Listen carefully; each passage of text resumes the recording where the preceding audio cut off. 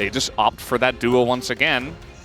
As it could have been the Ezreal, but instead, it's just going to be Jhin. As it looks like we are ready, let's hop into the Rift for game number 3. You know, I've heard before that Korean pro gamers sometimes just like to choose random names, right? Or like random words, English words, right? Because they have to have an English name as their ID. Where well, that's a nice little stun. He's going to push him into the turret, but actually Faker's in a lot of trouble. The solo kill again as Karis will go down and has to use his flash to do it, but he gets that extra 100 gold. It's happening. Now, Youngjae's going to find the boar and Sejuani.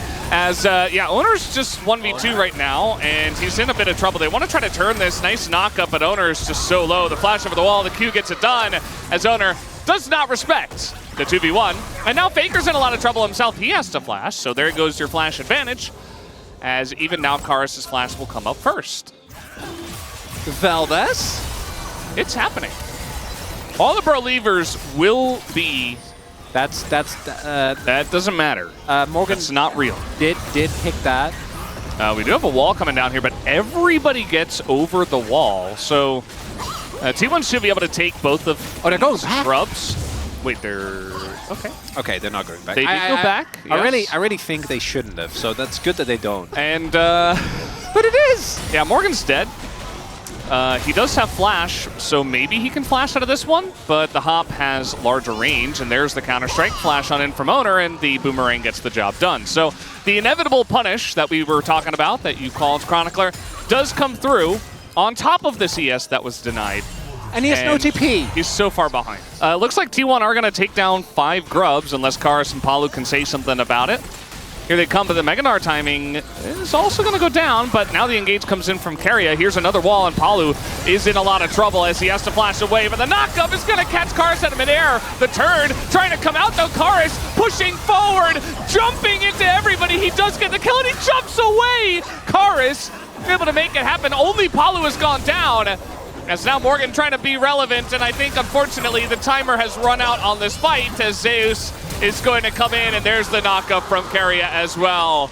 And the Gnar is too strong. It was looking so good, but eventually the fight went too long, and Zeus just popped off. And it's going to be Morgan going bot here to go up against Guma for now, as the rest of the team is going to commit to the Rift Herald. You just had your top laner TP out of this one, and Zeus has his TP. So there he comes. Now Guma is in here, and the turn is coming in, but the recon play is fantastic. Is it enough to save Owner? As, that Blasco not going to help him, actually, as Karis, he is on something today, and the shots from the Jhin are so big from Samber. As now we do have Zeus, he is isolated, and they get the shutdown onto Morgan as well. Bro are coming back. They call the bluff of T1. With the members' advantage there, we do see Samber is on his way. He doesn't have the ultimate just yet, and he can't walk for this jungle. This is T1 territory.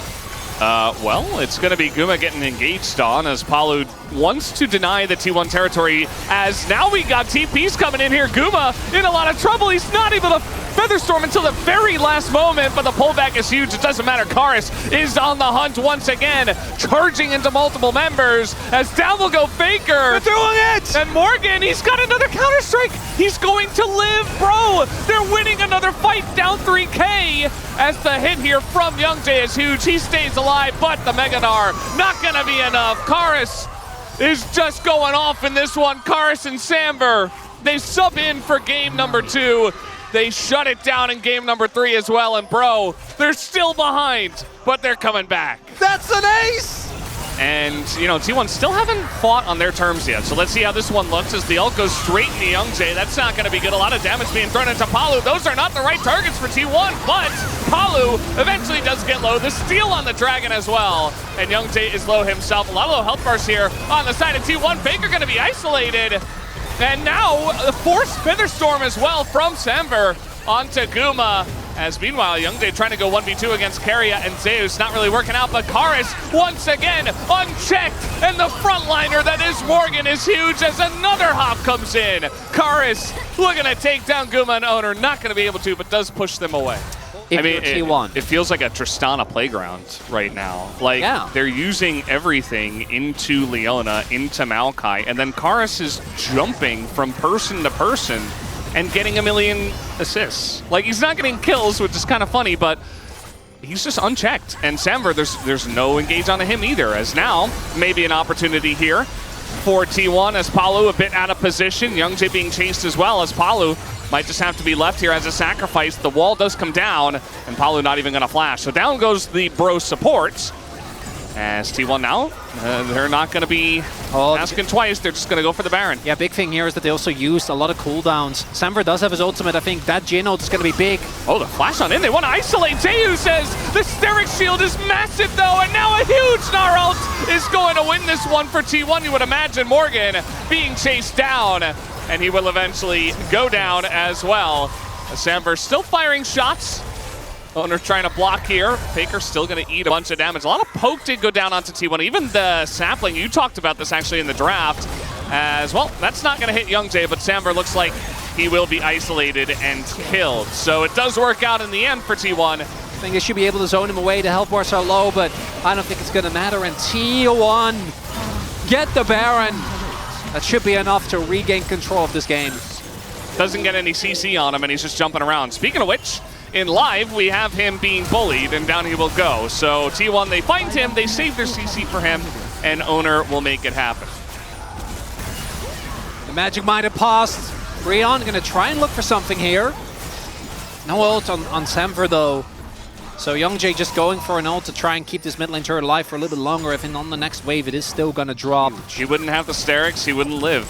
And this is what happened afterwards. This is how Karis got caught. Just trying to trade with Zeus and a nice flash, but then eventually, you know, the rest of the squad rolls up. Yeah, nice ult from Zeus there. Imagine he wants to look towards a Thornmail.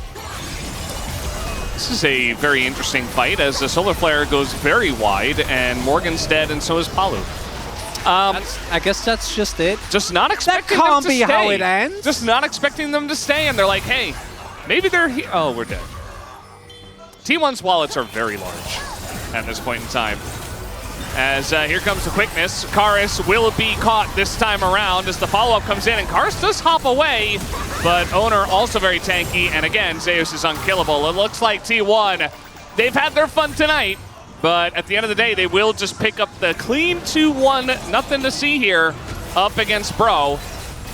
Eventually, maybe not right now, but looks like we're heading in that direction, guys. Nobody comes out unscathed. Yeah, exactly.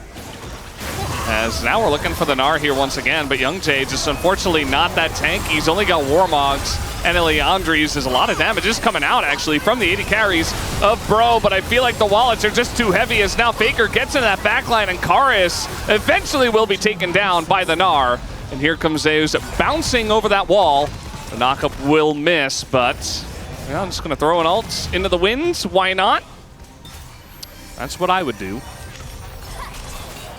It's a revitalized Brian, but it just isn't enough. T1, in the end, rely on their team fighting. Faker might die. I don't think it matters. He's baiting them in. Samver just going to open up the curtains and immediately gets flashed on by Zeus. He's like, how dare you open the curtains against us?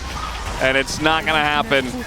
We'll keep that room in darkness for now. Down will go the Nexus, and T1, they get it done. It wasn't easy. It wasn't clean, but they will win the series up against Bro tonight.